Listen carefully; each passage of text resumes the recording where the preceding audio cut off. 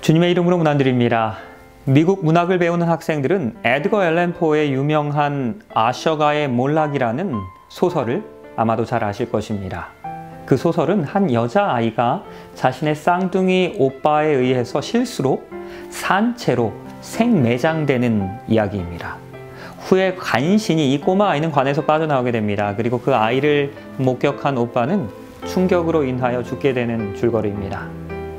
오늘날 이와 같은 생매장은 실제 우리의 삶 가운데서 거의 일어나지 않고 있습니다. 적어도 육체적으로는 그렇습니다.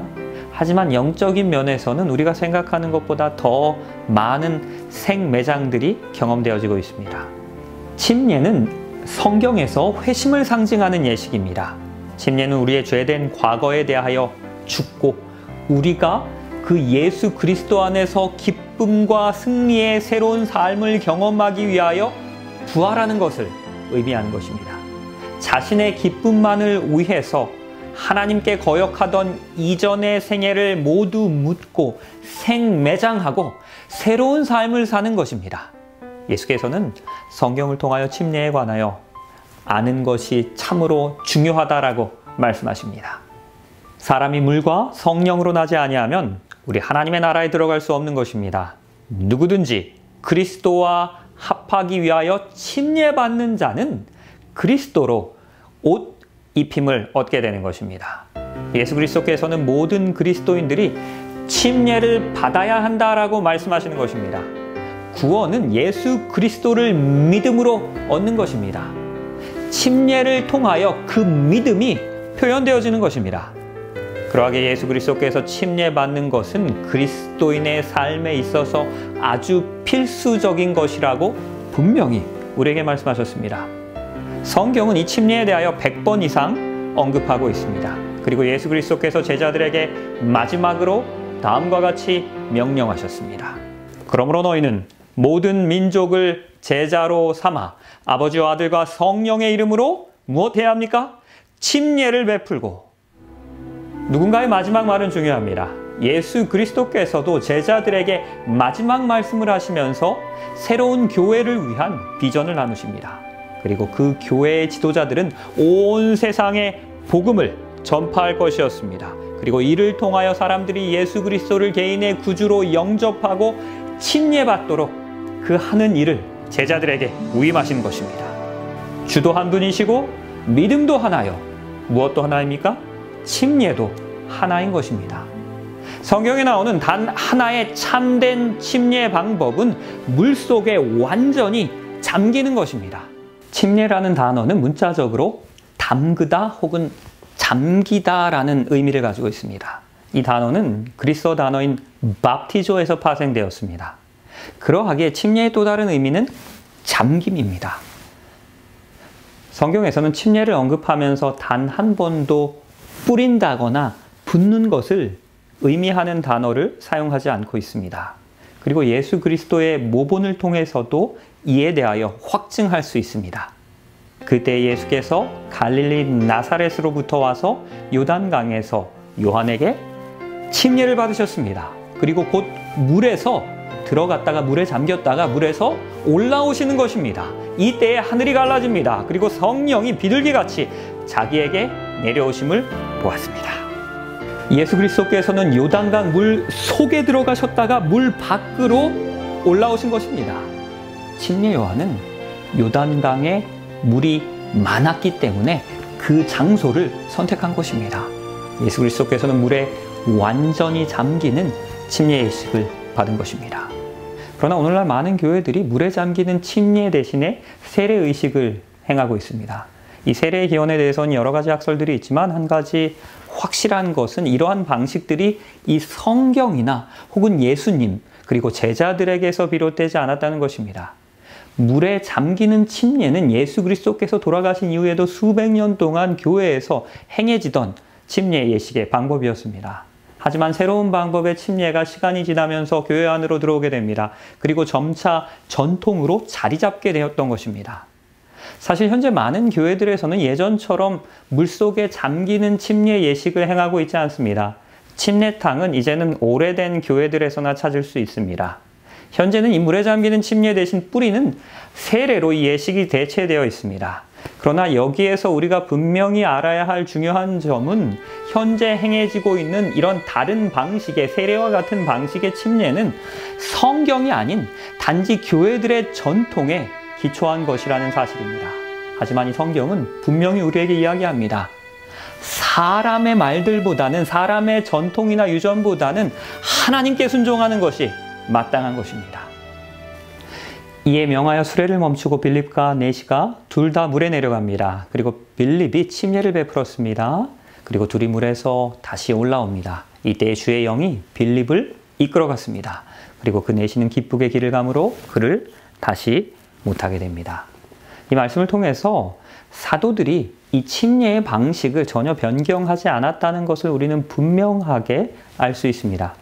빌립과 에티오피아 관리는 그 물속으로 들어갔다가 물 위로 올라왔습니다. 이들은 물에 완전히 잠기는 침례의 예식을 예수 그리스도의 모본을 따라 행한 것입니다. 이제는 왜 주저하느냐? 일어나 주의 이름을 불러 침례를 받고 너의 죄를 씻으라 하더라. 물은 영적인 정결을 상징합니다. 또한 순결과 새로운 시작을 상징하기도 합니다. 성경은 모든 사람들이 죄를 범하였기 때문에 우리 하나님의 영광에 이르지 못하였다라고 말하고 있습니다. 그러나 모든 사람은 이 침례를 통하여 새로운 삶을 시작할 수 있는 것입니다. 물론 그 물 자체에 우리의 죄를 씻어낼 수 있는 어떠한 신비한 능력이 있는 것은 아닙니다. 그 물은 단순히 하나님께서 우리의 삶 속에서 행하시는 역사를 상징하는 것입니다. 로마서 6장 4절에서는 이 침례가 가지는 성서적인 세 가지의 상징적 의미를 다음과 같이 이야기합니다.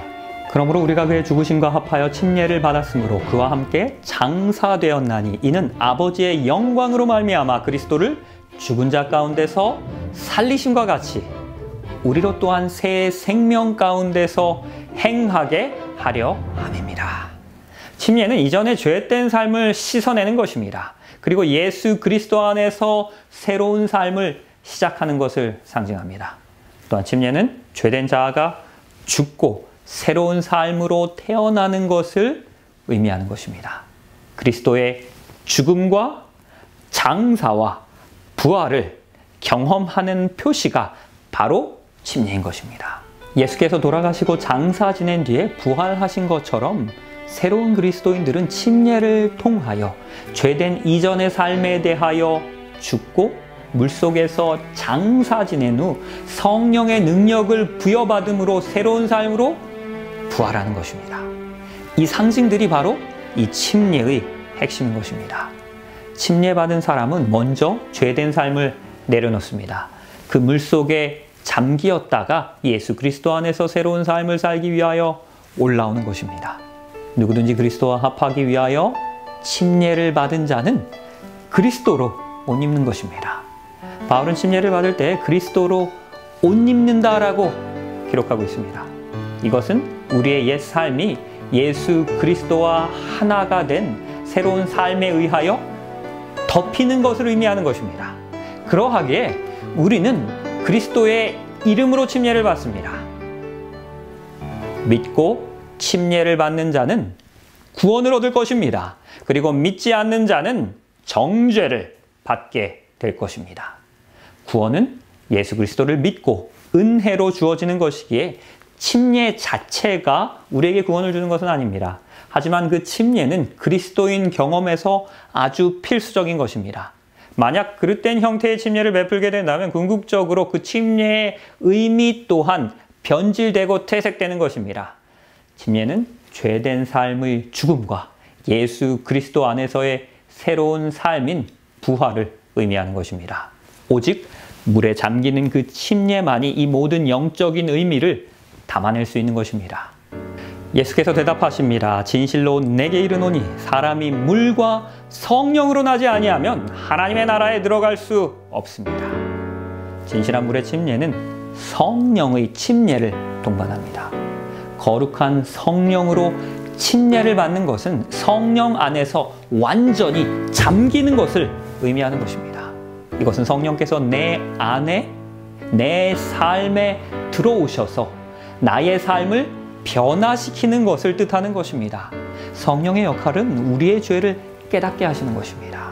그리고 그 죄에 대한 해결책으로 예수 그리스도의 의를 우리에게 선물로 주시는 것입니다. 성령은 또한 우리가 하나님의 말씀을 잘 이해할 수 있도록 도와주시는 것입니다. 그리하여 성령의 침례는 성령을 선물로 받게 되면서 그 성령의 열매를 맺음으로 드러나게 되는 것입니다. 또한 이로 말미암아 우리가 하나님의 사랑을 더 효과적으로 전할 수 있도록 우리를 도우시는 것입니다. 사실 침례를 받지 않고도 교회 다닐 수 있습니다. 그러나 교인이 되기 위해서 우리는 반드시 이 침례를 받아야만 하는 것입니까? 그 말을 받은 사람들은 침례를 받았습니다. 그리고 이날의 신도의 수가 3,000이나 더하였습니다. 주께서 구원받은 사람들을 날마다 더하게 하셨습니다. 예수 그리스도의 이름으로 우리가 침례를 받을 때 우리는 자동적으로 그 교회의 일부가 되는 것입니다. 교회는 우리를 영적으로 성장시키는 것을 돕습니다. 그리고 함께 복음을 효과적으로 전파하도록 하나님께서 선택한 사람들의 모임인 것입니다. 침례에 대한 결정을 내리는 것은 하나님의 교회의 일원이 될 것임을 또한 약속하는 것을 뜻하는 것입니다. 성경은 또한 재침례에 대하여도 언급하고 있습니다. 이르되 너희가 믿을 때 성령을 받았느냐? 이르되 아니라 우리는 성령이 계심도 듣지 못하였노라. 바울이 이르되 그러면 너희가 무슨 침례를 받았느냐? 대답합니다.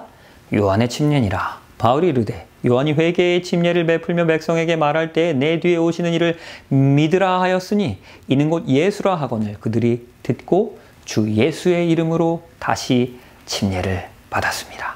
침례는 한 번만 받는 것이 이상적입니다. 하지만 재침례를 받도록 추천하는 몇 가지의 경우들이 있습니다. 첫 번째는 아주 중요하고 새로운 진리를 발견하였을 때입니다. 바울이 에베소에서 지금 설교를 하고 있었습니다. 일단의 무리가 침례 요한에게서 침례를 받았습니다. 그러나 그들이 성령에 관하여는 들어본 적이 없다는 것을 알게 됩니다. 그래서 이 바울은 이 사람들을 따로 데리고 가서 성령의 사역과 권능에 대하여 가르쳐 주었습니다. 그리고 이 새로운 진리는 그들의 삶에 너무나 큰 영향력을 미쳤기 때문에 그들은 재침례를 받고자 결심하였습니다. 이처럼 삶에 큰 영향을 미치는 아주 중요한 진리를 새롭게 배우고 깨달았을 때 우리는 재침례를 받을 수 있는 것입니다. 또한 그렇게 하는 것이 적절하다라고 성경은 이야기하고 있는 것입니다. 두 번째로는 우리가 믿음을 저버렸다가 다시 교회 안으로 돌아왔을 때의 일입니다.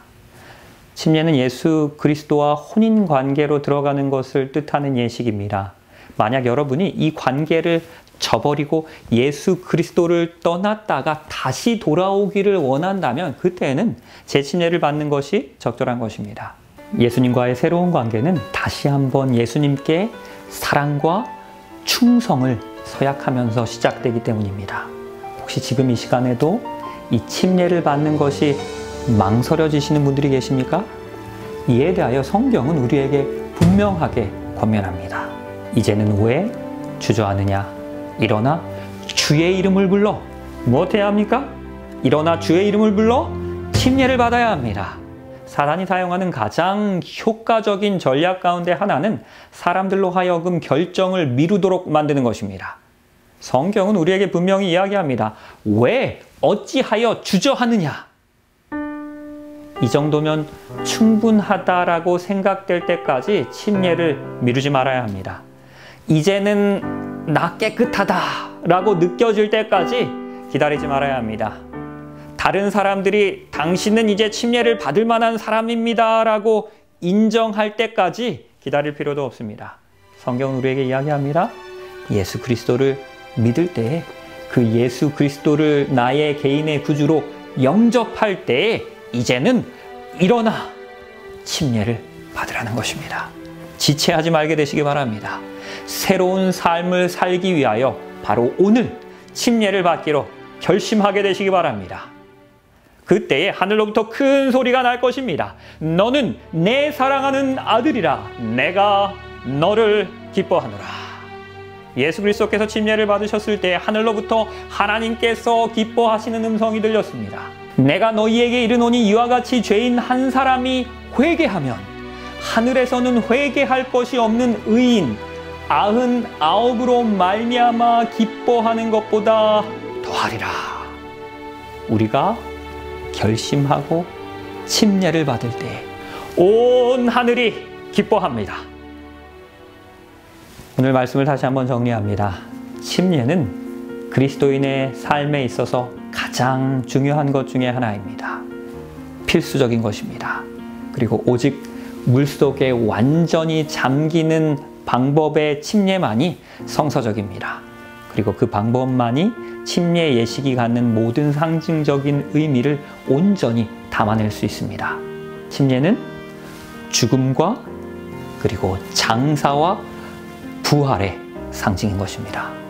오늘 이 시간 예수 그리스도를 개인의 구주로 다시 한번 영접하고 그리고 그의 모본을 따라서 새로운 시작을 위하여 하나님의 말씀에 기초한 그 침례를 받기로 다시 한번 결심하실 수 있는 이 시간 되시길 바라면서 오늘 말씀을 줄이도록 하겠습니다.